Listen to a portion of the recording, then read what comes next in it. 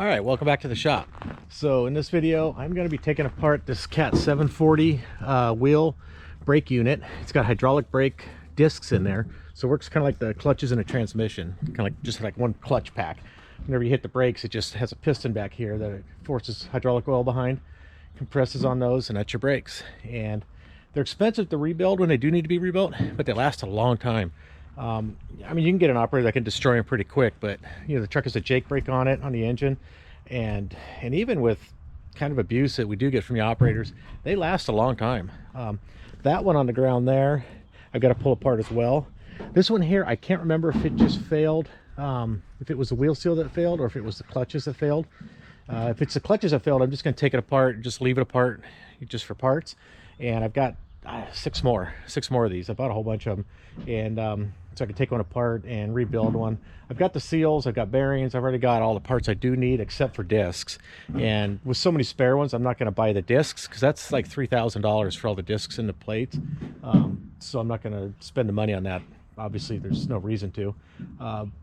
So I'm going to take this one apart. We'll see what's inside. If it does need discs, then we're going to take that one apart. And that one was just leaking. I'm pretty sure that one is just the seals. But I do want to get this one apart first because when it came back from the field, it was set upside down like that one, and it rained on it, so we got some water inside. So I want to hurry up and get this one apart before anything rusts and you know, ruins any parts inside.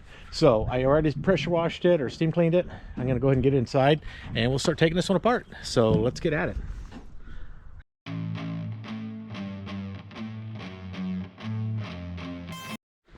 All right, so you see on the time lapse there, I just set it in here with the forklift. I kind of set it in a bad spot. I just didn't want to pull the forklift all the way in. I'm going to get the crane on it now. I can move it into the shade here, and then I got to set the cameras up like this so that we don't get the sun and the dark and the shaded part in one. I know it's a tough place for me to film at here, but it's just the way it is. And if I close the doors, it's going to get too hot in here, so I have to leave them open with that stupid sunlight kind of ruining my shots. But that's what I got to do. So anyways, I'm going to go ahead and get that moved over, and then we'll start tearing it apart. Now, just, you know, let you guys know, I always rebuild these on the machine, or I always have in the past.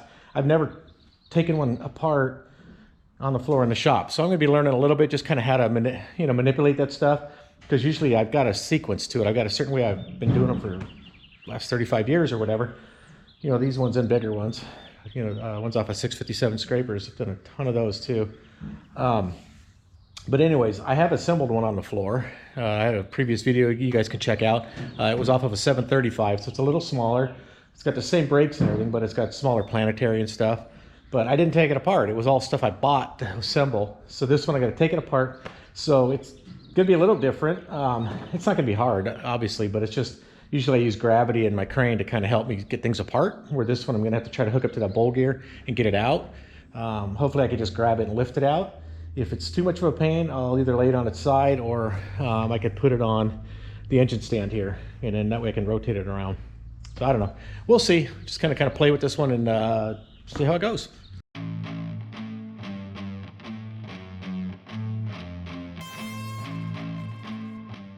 Okay, so while I've got a float in here on the crane, I'm gonna go ahead and pull this elbow out. This elbow here, oh, it's already loose. This elbow here is for the when you apply the brakes. This is where the oil goes in to compress the discs, and then that's obviously a bleeder. So we'll get these off so it'll sit flatter, and then we can go ahead and start taking this thing apart. So that looks like it's probably around 3/8, but I think it's metric. So let's start with the metric stuff. We'll try 10 first off. Everything's 10 millimeters anymore, isn't it? Nope. Let's try an 11. Oh, and it's loose too. All right. All right, I got those fittings off, so I can go ahead and set it down, and then we'll start by pulling the cover off. This way I don't have to narrate it as I go. I'm just going to set the camera up and pull the cover off. I'm going to pull the bolts out of here for the planetary. We'll get the planetary out, then we'll pull the bolts out that hold the hub together, and we can lift the bowl gear and the hub off, and then we can pull this wheel hub section off and then get into the brakes.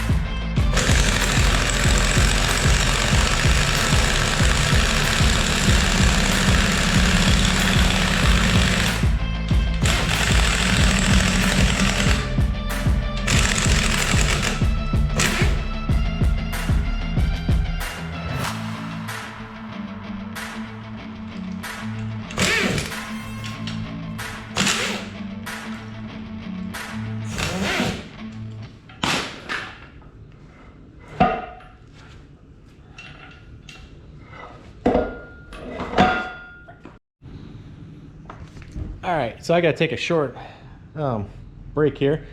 Just sliced my pinky open on this thing. Just went to lift it up and that thing was sharper than crap. Woo! I have to go get a Band-Aid on that. Let's get this bleeding under control.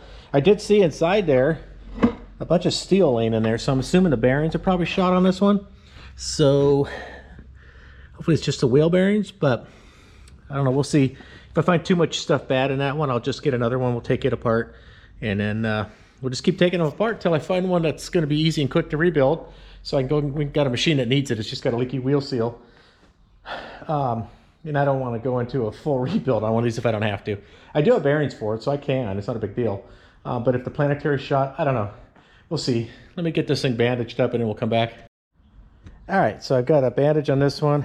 Probably should get stitches, but I don't know. We'll figure it out. We'll live. And to slice this finger too. It's just not bleeding. Looks like it started to slice that one. I've never had that happen before. I've pulled a million of these things off and handled them, you know, just by grabbing them on the flange. So it looks like the planetary shot. This one here doesn't want to turn. Got a bunch of steel right down in here. So I'm just going to disassemble this one, and we may just, I don't know, we'll see what it looks like inside. If the inside's all good, I'll rebuild all that, and then we'll just pull planetary off of another one to put in here. There's some steel down here in the bowl gear.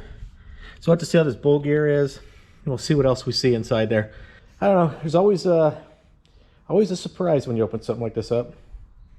All right, so now I just have to get a 12-point. These are 1/2-inch bolts, so take a 1/2-inch 12-point to get off. And the only one I've ever been able to use on those are chrome ones.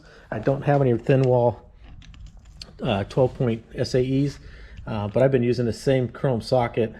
It's a Cobalt too from Lowe's for years, and it's been holding up pretty good. So let's pull those off, and then we will get this gear out of here and see what we got.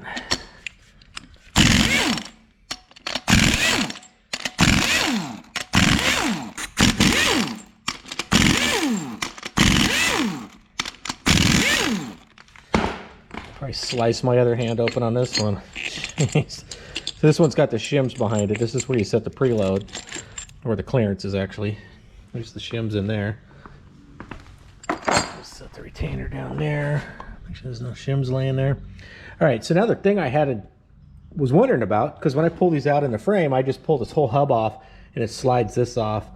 And that's how I get it apart. In fact, maybe that's what I'll do. I'll put the link brackets on the main hub here, and then that'll pull this center hub out as well, and then I can separate it once it's on the ground, because there's really no way to get in here to hook something in here.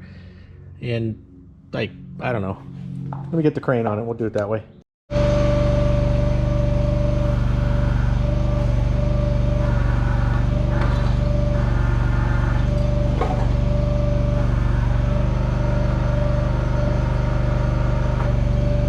Oh wow. This one was a total failure. Look at that. Well, that made a heck of a mess. I guess I'm just going to pull this one apart for parts and whatever.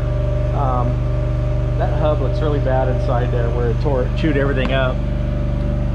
So this thing probably started pouring oil out, and where we were working at this quarry, these operators were so just dumb. They would run the thing. It could be making noise, it could be pouring oil out. They wouldn't stop until it wouldn't move anymore.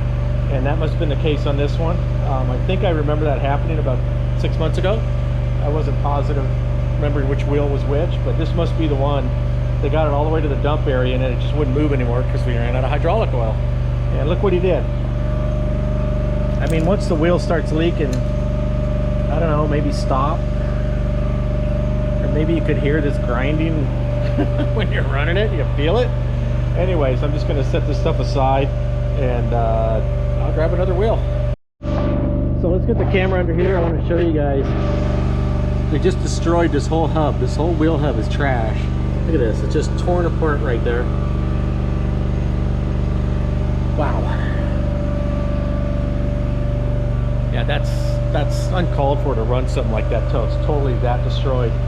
These guys, they're not even operators anymore nowadays. I swear, most of the guys we just call them drivers, kind of school bus drivers. They just turn the circle. In fact, I had him call the serial with a circle. Guy came and told me his go pedal was broken, and whenever he turned the circle, it wouldn't go how he wanted it. know, back in the day we had operators. Guys were proud to run the machine, and they were proud to be able to come up and say, hey, something's wrong with this thing, can you check it out? And they caught something early.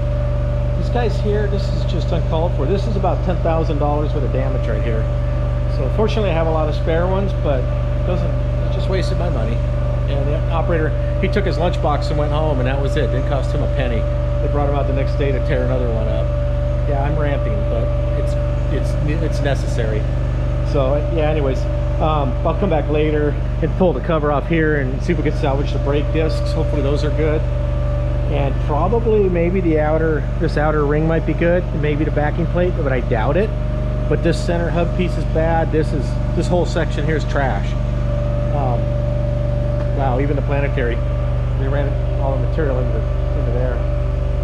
So anyways, whatever. All right, so I decided just to make this video all about this wheel brake unit being, you know, totally destroyed. And then I'll make a separate video on rebuilding the next one. I pulled this mostly apart. The clutch discs and plates are all good. Just one end one with the buffer under is a little chewed up. Not a big deal. I'll replace that one. But I can reuse those discs and plates in another one. That bowl gear and that hub section look like they're probably okay. I got to go through and clean that up more. This here is just total here. This is junk. I'm going to take the piston out, see if it's good. The spline on here is chewed up pretty good right here, so that's probably not any good.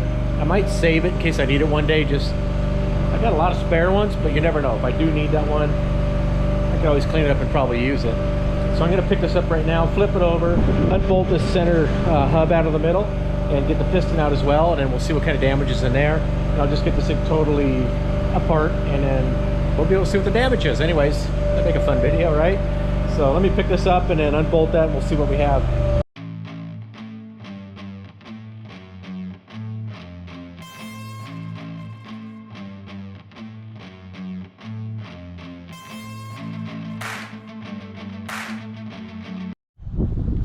All right, so I took this planetary apart. It looks pretty good. There's one little spot there. Actually, I flaked off with my fingernail. The gears look pretty good. I'll save those for like an emergency use kind of a thing. The bearings I'll throw away. These spacers here, or these side bearings, I'll probably keep those just to use. The pins are good. The housing's a little bit wore down here on the bottom, you know, where these wear spacers go. But it's usable, like in an emergency type thing, or not emergency, but you know what I mean. It's not 100%, but it'll work. So I'll keep this stuff just for parts in case I need it further down the road. This wheel hub is definitely trash, that whole main hub. This brake pad or brake disc retainer plate's good. The bowl gear is good. That center hub is good. Those plates and discs are good. All of this, well, this back plate is probably going to be good. I can't take it apart because my Allen wrench stuff to get these plugs out is in the service truck, and it's not here today. It's out in the field. But I'm pretty sure the piston's good. I'll get that out, and if it's good, I'll keep it. This is no good right here where the inner lifetime seal goes on. This is torn up, so that makes this center hub piece no good. This outer ring has too much wear on it, so it's trash. But this rear back plate's probably good. Probably never need one of those, but I'll put it in the pile of parts just to save it, you know, in case we need to use it in the future. So that's it. This turned out to be a little different video. Of course, you know, we started to do the video to rebuild this thing. Found out it's pretty much trash. I've got another one just sitting right outside there. I'm going to pull that one apart tomorrow, and I should be able to rebuild that one. That one was just leaking. It didn't fail. It didn't have a catastrophic leak. Like this one here was a deal where they called and said, hey, the truck's down. The wheel seal went bad. Oil's pouring out of it. And so, you know, we went out and changed the whole unit and got it back up. And so this one is a total. That one just came off a machine last week, and it was just leaking. We just changed it out just because the wheel seal's leaking. So it should be good. There shouldn't be anything wrong with that. That'll be another video. I'm going to take that apart tomorrow. I'll videotape that coming apart, going back together. And we just made a cool video out of this, I guess. I got $10,000 worth of trash right here. And that's buying a used wheel setup. Like a good running takeout or rebuild used wheel setup. If I bought all this from CAD, it would probably be about $20,000, which nobody does that except government agencies, stuff like that. So anyways, hey, thanks for watching. Hit the like button, please. share the video if you have any friends that are interested in this kind of stuff, heavy equipment or the military truck stuff. And please comment anything, even if it's stupid, because that helps the algorithm. That'll help me with YouTube, so they'll share my videos more. There's some videos I put out there on YouTube, they share them really good. I'll get 20,000 views, and then I put a video out and there's nothing. I get 800 views or something like that in a month. And I look at the analytics, and it's just because they didn't share it. So if you guys interact, if you hit the like button, if you subscribe, if you comment, that all helps me out. And yeah, I put a lot of work into making these videos. I can take this thing apart in about 30 minutes without the camera, but with this camera that I'm holding, it adds an hour. It adds sometimes 2 hours, 3 hours, depending on what I'm doing. So it's a lot of energy I put into them, the editing, all that stuff. It's going to be a couple hours editing the video, getting it all set up. So please help me out, you guys, and hit the like button, subscribe, comment, share the video, please. And thanks for watching. Have a good day.